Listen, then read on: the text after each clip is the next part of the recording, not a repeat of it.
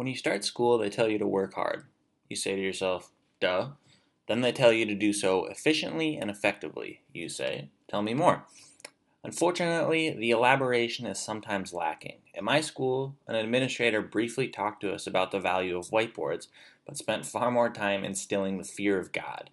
Fortunately, one of my classmates posted a study about learning on our class Facebook page. Although it is very concise, I will spare you the time since you are likely either exceedingly busy pre-meds or medical students. For those interested, though, the full study can be found in the description. Ultimately, the study proves that the most efficient and effective learning is comprised of three elements: the testing effect, active recall, and spaced repetitions. First, the testing effect refers to the fact that testing yourself while learning material is superior to studying the material via non-testing means. Moreover, testing without feedback, whether or not you got the answer right, was even shown to be superior to alternative non-testing methods by the mentioned study. Convinced yet? Second, active recall refers to consciously producing previously learned information without the aid of cues. Conversely, an example of passively studying would be simply rereading or summarizing facts.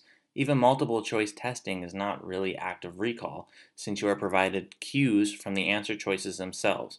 An example of truly active recall would be organically producing the adverse effects of beta blockers. Go. To further convince you, active recall is superior to passive methods even if you have not been exposed to the material before. Pretty cool, huh? Third, spaced repetitions encompasses increasing the time period between exposure to the material, preferably incorporating the testing effect and active recall. Now, you may be thinking, how do I do all this? Testing yourself and actively studying the material is easy to incorporate, but what about the spaced repetitions? While making a calendar for yourself is possible, there is a much easier way: the free online flashcard system called Anki. Did I mention free? I love Anki because it flawlessly and conveniently incorporates all three elements of effective and efficient learning. How it works is you create digital decks, like this. It is better to create one deck per course, or a course block, as I did, and then tag each respective card with something that identifies it, such as the title of a lecture, as opposed to creating a deck for each lecture. Doing the latter makes it harder to get adequate exposure to all your cards. This picture shows all my tags on the left-hand side. While there are several different card formats you can make or download, I prefer to stick with a basic front and back template. I write a question, or series of questions, under the front label, and then the corresponding answer or answers under the back label. Even cooler yet is the fact that I can easily throw screenshots into the answer section. Since I am a very visual learner, this is appealing. Now, when you are studying your decks, you are testing yourself since you are writing questions on the front of the cards. Also, active recall is in play because no cues are provided. You are organically recalling the content. As for the spaced repetition, there is an algorithm built into the program. As you study cards, you manually input your understanding of them.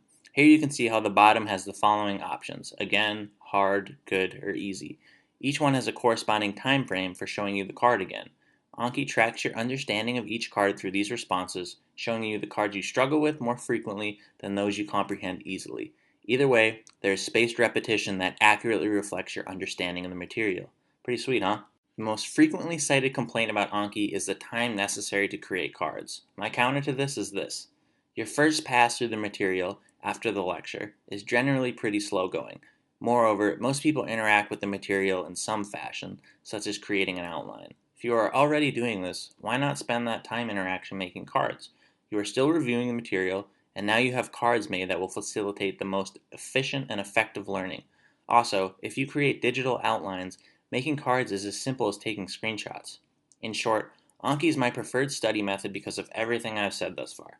I would love to hear about why you love it or how you use it in the comment section below. I hope it helps you optimize your studying as much as it has for me. If you run into any difficulties, don't hesitate to reach out. Happy studying.